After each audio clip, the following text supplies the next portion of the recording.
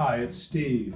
Today we'd like to show you how to replace and also how to maintain the finish on the burner caps of your gas range.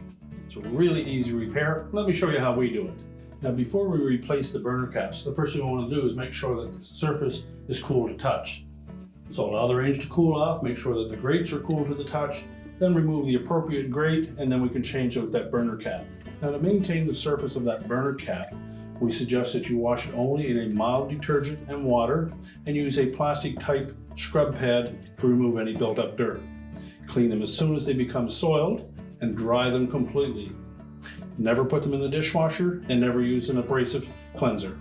If you clean them regularly, they'll last you for many years. So now that the grates are cool to touch, so we're going to lift those off, set it aside, remove the old burner cap, and discard it. We'll take our new burner cap, center it on that burner.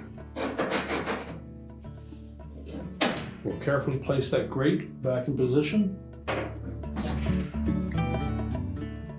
Now that you've replaced the burner cap, we put our grates back in place.